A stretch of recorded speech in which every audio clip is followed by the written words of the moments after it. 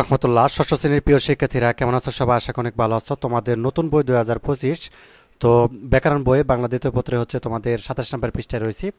তো ধ্বনিতত্ত্ব যে অনুশীলনীটা দেওয়া আছে তো 27 নম্বর পেজে। তো দেখো, 1 নম্বর প্রশ্ন উত্তরটা হবে তোমাদের গ নাম্বারটা কি দেওয়া আছে? বাকযন্ত্র। ঠিক আছে। তো তারপর দেখো আমাদের 2 নাম্বার। তো 2 নাম্বারে আমাদের শরীরের উপরে পতঙ্গগুলোর প্রধান কাজ। তো এখানে কোনটা হবে? শাসন কার্য পরিচালনা, খাদ্য গ্রহণ, না কথা বলা, কোনটা হবে? তো এটা হচ্ছে তোমাদের শাসন কার্য পরিচালনা একটা দেওয়া আছে। তার মানে যে গ নাম্বারটা হবে 1 এবং 2। ঠিক আছে। বাকযন্ত্রের সাহায্যে আমরা কি উৎপাদন করি? তো অ্যান্সারটা কি হবে তোমাদের? বাকযন্ত্রের সাহায্যে আমরা কি উৎপাদন করি? তো এটা হচ্ছে ধ্বনি। এটা ক নাম্বারটা হবে। বাকযন্ত্র তৈরি হয়, এখানে এখানে কোনটা হবে? 4 নম্বর প্রশ্নের উত্তরটা হবে তোমাদের এখানে ফুসফুস শ্বাসনের ষড়যন্ত্র দিয়ে, নাকি স্বতন্ত্র জীব ঠোঁট নিচে চোয়াল দিয়ে, নাকি দাঁত গলানো নালী অর্থাৎ মধ্যচ্ছদ চিবুক দিয়ে, কোনটা হবে? এখানে হবে তোমাদের উত্তরটা এখানে ক নাকি খ না গ নাকি গ, কোনটা হবে? তো এখানে হবে তোমাদের উত্তরটা এই যে গ নাম্বারটা, তিনটাই হবে। ঠিক আছে। আচ্ছা, তারপরে দেখো আমাদের 28 নম্বর পেজে চলে আসলাম। তো 28 নম্বর পেজে তোমাদের এখানে যে বাক ধ্বনি উচ্চারণের সময় ফুসফুস আগত বাতাস মুখের মধ্যে কোনোভাবে বাধাপ্রাপ্ত হয় না, সেগুলোকে কি বলে?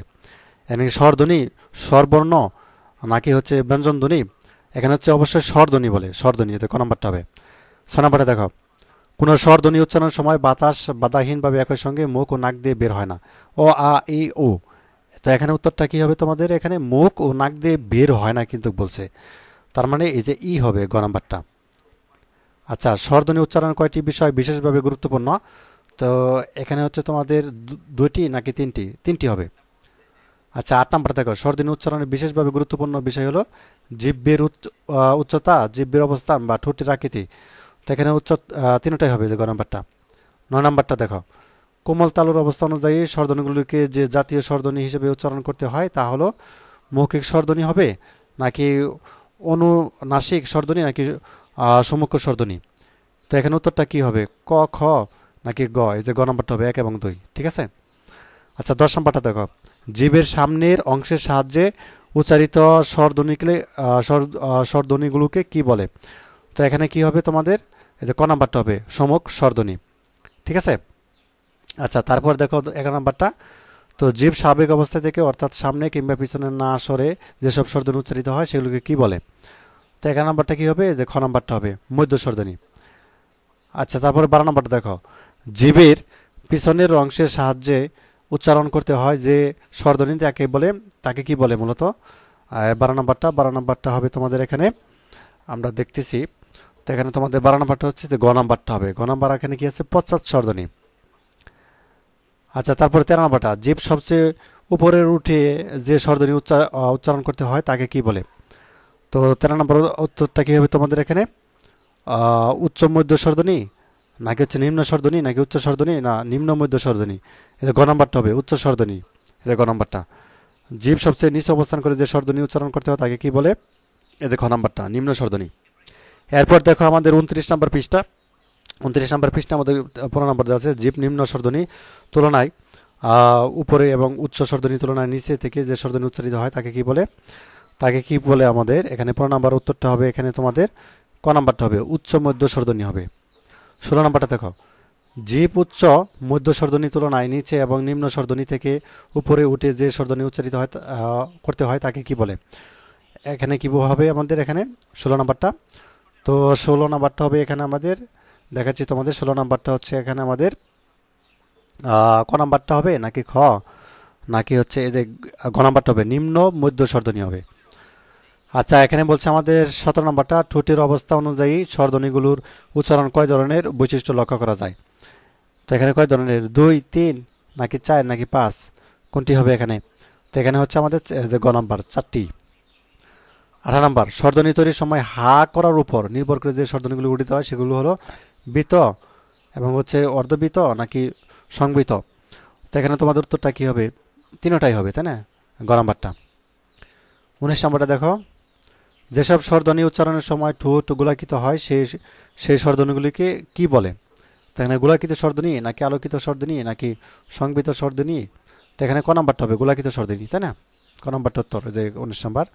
20 নম্বর, গোলাকৃত স্বরধ্বনি কোনটি? অ, আ, ই, এ। তো এখানে অ হবে, যেটা ক নাম্বারটা। 21 নম্বর হবে কি, যেসব স্বরধ্বনি উচ্চারণ ঠোঁট গোল না হয়ে বিস্তৃত অবস্থায় থাকে সেগুলোকে কি বলে। তো এখানে আমাদের কি হবে, 21 নম্বরটা, এখানে 21 নম্বর হবে তোমাদের এখানে, তো এখানটায় আমাদের হবে তোমাদেরকে এটা কি হবে, 21 নম্বর হবে আমাদের অকল্পিত স্বরধ্বনি, আর 22 নম্বর হবে আমাদের খ নাম্বারটা, ঠিক আছে। তো তারপর দেখো 23 নাম্বারটা, তো 23 নাম্বারটা আমাদের এখানে কি হবে দেখি। তো এখানে 23 নাম্বারটা এখানে বলছে বাংলার সব স্বর, এখানে কি হবে আমাদের সব স্বর, এখানে এই যে রস, এই যে 1 নাম্বারটা হবে, ক নাম্বারটা। আচ্ছা 30 নম্বর পৃষ্ঠা দেখো, তালুর তালুর পিছনের অংশকে বলে কি বলে, শক্ত তালু, কোমল তালু, মা কোনটি নয়। তো এখানে কি ক নাম্বারটা হবে নাকি খ, না গ, নাকি গ নাম্বারটা হবে। তো এখানে উত্তরটা হবে তোমাদের এখানে দেখাচ্ছি তোমাদের, এখানে হচ্ছে তোমাদের খ নাম্বারটা, এই যে কোমল তালু হবে। একই সঙ্গে মুখ ও নাক দিয়ে বের হয় যে ধ্বনি উচ্চারিত হয় তাকে কি বলে, তাকে কি বলবে আমাদের, উচ্চ মধ্য স্বরধ্বনি বলবে নাকি এই যেটা হবে অনুনাসিক স্বরধ্বনি, এই যে খ নাম্বারটা। 26 নাম্বারটা দেখো, তো 26 নাম্বারটা তোমাদের উত্তরটা যেটা হবে সেটা হচ্ছে যে তো এখানে আমাদের খ, ল, ট, হসন্ত চিহ্ন আছে সবগুলোর মধ্যে। তো এখানে আমাদেরকে যেটি বলছে, তো এখানে আমাদের উত্তরটা হবে তো এখানে হচ্ছে তোমাদের উত্তরটা হবে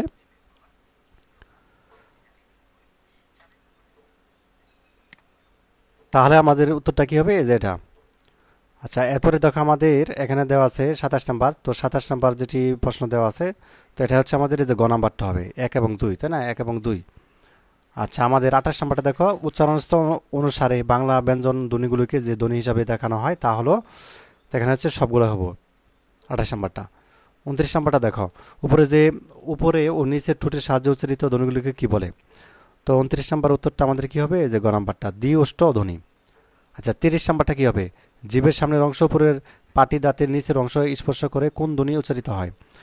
তো এখানে আমাদের উত্তরটা কি হবে, 30 নাম্বার ক নাম্বারটা হবে নাকি খ, নাকি গ, না গ নাম্বারটা হবে। তো এটা আমাদের আমাদের যেটা রয়েছে, তো এখানটায় আমাদের হচ্ছে যে 30 নাম্বার প্রশ্নটা রয়েছে সেটা হচ্ছে এই যে খ নাম্বারটা হবে দৈন্য ধ্বনি, ঠিক আছে, দন্তন্য ধ্বনি হবে, দন্তন্য ধ্বনি। আর 31 নাম্বারটা দেখো, জীবের সামনের অংশ পরে পাটি দাঁতের মূল বা নিচের অংশের সাহায্যে কোন ধ্বনি উচ্চারিত হয়, এটা ক নাম্বারটা, দন্তমূলীন ধ্বনি। আচ্ছা 32 নাম্বার উত্তরটা কি হবে আমাদের, তো 32 নাম্বার উত্তরটা হবে আমাদের ক নাম্বার, প্রতিবিষ্টিত ধ্বনি, ক নাম্বারটা। আর 33 নাম্বারটা কি হবে, 33 নাম্বার উত্তরটা হবে আমাদের এখানে তোমাদের হচ্ছে যে গ নাম্বারটা, তালব্য দন্তন্যমূলীয় ধ্বনি, এই গ নাম্বারটা হবে। আর 34 নাম্বার এখানে আমাদের কোনটা হবে, এটা হচ্ছে তালব্য ধ্বনি। 35 নাম্বারটা কি হবে, 35, তো 35 হবে আমাদের এখানে ক নাম্বারটা হবে নাকি খ, নাকি গ, না গ নাম্বারটা হবে। তো 35 নাম্বারটা হবে আমাদের এখানে ক নাম্বারটা, কি দেওয়া আছে, জিহ্বামূলীয় ধ্বনি।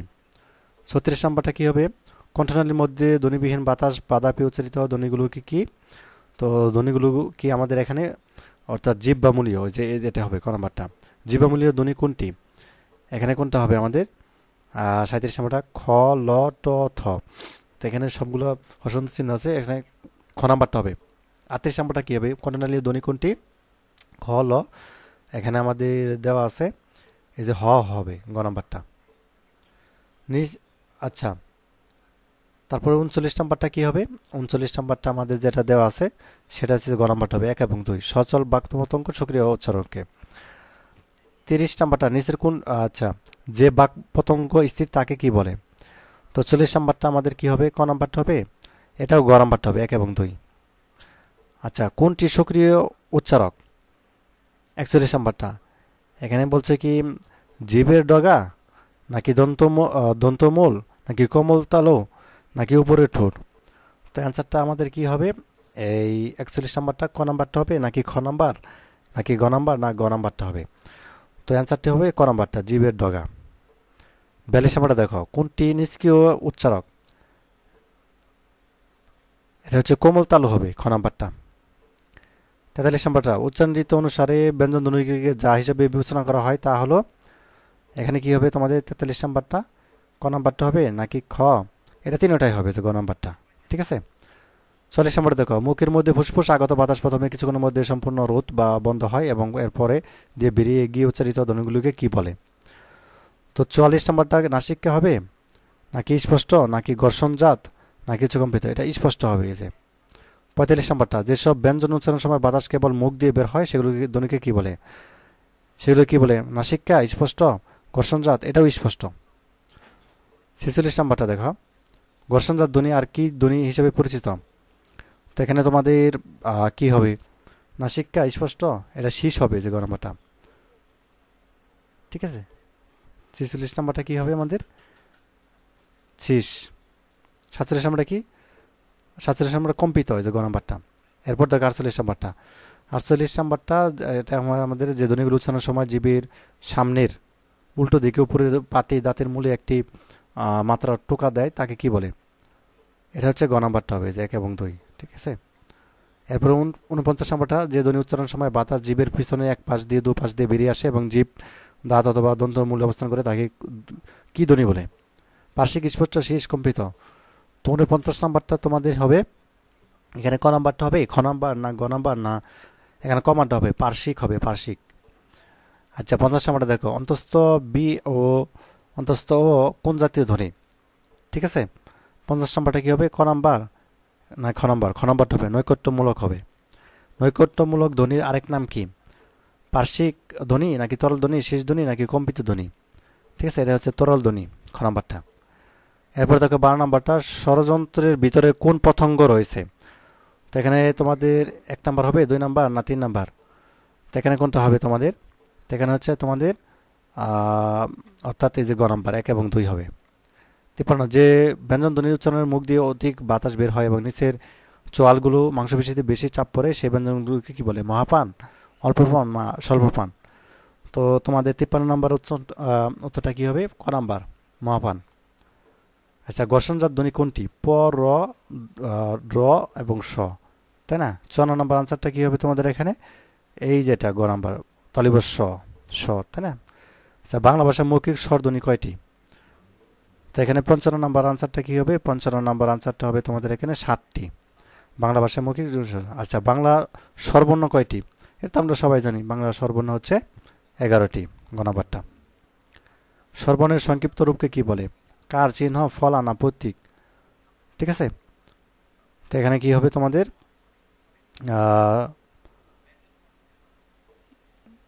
প্রতীক, গ নাম্বার। তারপরে বাংলা ব্যঞ্জন বর্ণ কয়টি? 39টি, তো আমরা সবাই জানি, তাই না? যে গ নাম্বারটা। বাংলা ব্যঞ্জন বর্ণ কয়টি? এটা হচ্ছে 39টি, যে গ নাম্বারটা।